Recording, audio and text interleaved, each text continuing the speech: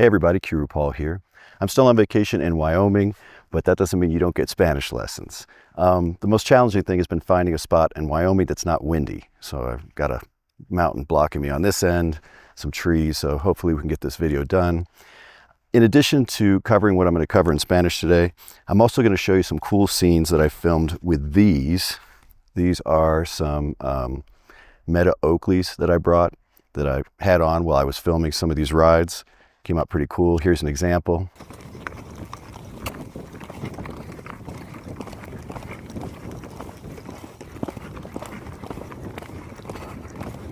It's pretty cool, right?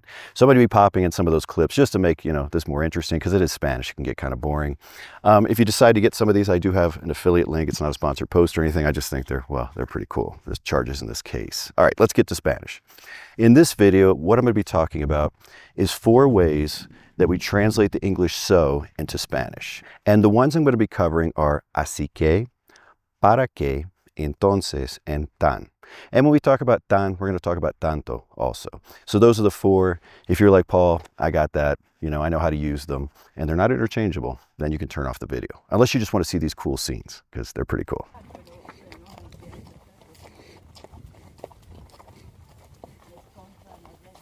Let's go ahead and kick it off with así que. This is the so when it's a result or consequence. Está lloviendo. It's raining. Así que, so, voy a quedarme en casa. I'm going to stay home. See, it's result or consequence. No tengo dinero. I don't have money.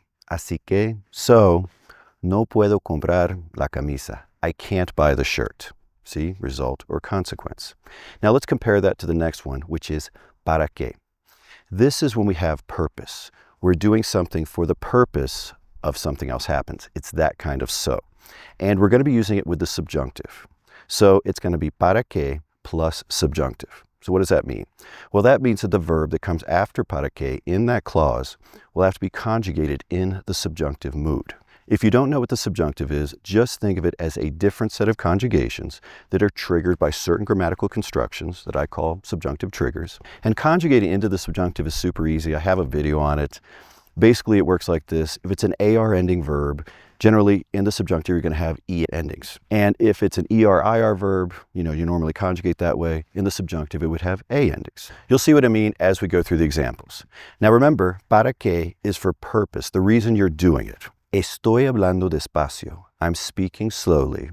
Para que, so, me entiendas. You understand me. And see, it's entiendas. Entender is an ER verb, right? And normally if we conjugate it in the plain old present tense, which is called the indicative, by the way, we just call it the plain old present tense, probably what you're, most familiar with, it would be ES. But here it's AS because it's the subjunctive. Why is it the subjunctive? We don't have to ask ourselves why. This is a subjunctive trigger.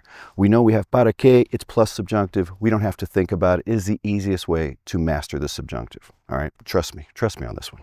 You want to go ahead and try one? I didn't have you try one with así que because I just think it's too easy, But try this one. Close the door so the dog doesn't get in. You might be like, get in. That might be challenging already. Go ahead and do that one.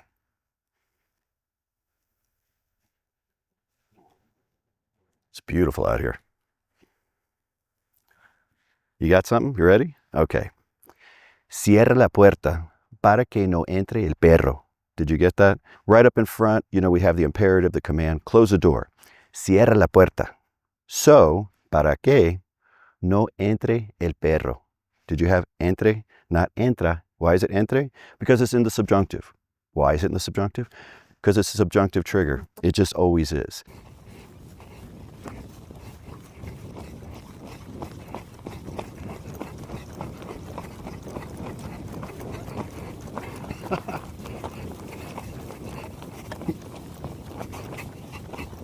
All right, the next one on our list is entonces. Entonces is generally translated as then, but it can also be so. So if, you're talking to your friend, and they're complaining about something, or you're supposed to go pick them up for the beach, and they're alluding they don't want to go, then you're like, entonces, ¿no quieres ir a la playa? So you don't want to go to the beach? Or it could be, then you don't want to go to the beach? It's that kind of a so. Entonces, ¿qué quieres hacer? So what do you want to do? Or then what do you want to do? That kind of thing. I don't think you'll have any trouble with that. The last one on our list is tan. and tanto. I'll talk about the differences here. You know, in English, we use so to emphasize something, right? He is so intelligent, that kind of a so. That car is so fast. Where we're going to be using tan for that when it's followed by an adjective or an adverb. And if you're like, oh, there's so many grammatical terms, Paul, it can be challenging. That could be the most challenging part about learning Spanish, especially as an adult.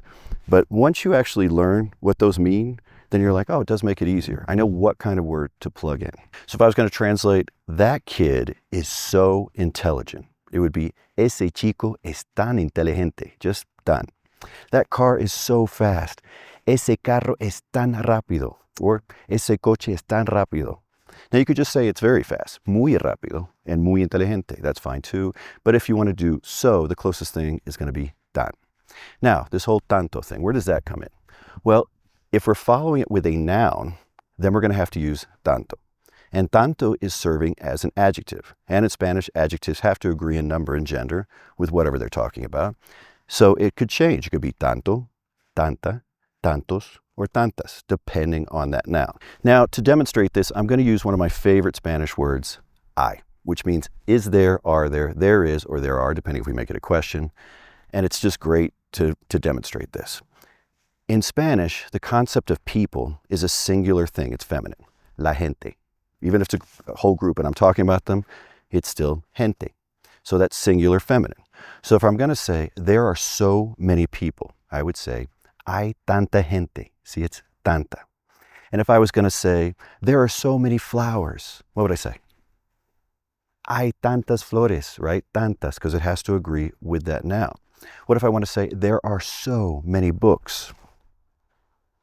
Hay tantos libros, right? You've got this piece of cake. So those are our ways to say so, así que, para que, entonces, and tan and tanto, right? They're not interchangeable, but this video is going to help you. We're going to end this with some other cool scenes that I took with my Meta Oakleys. Remember, I do have an affiliate link for that if you decide to pick some up. It just helps me pay for trips like this, all right? So, I'll say my goodbyes now. We'll just end with the clips. Until next time, hasta luego.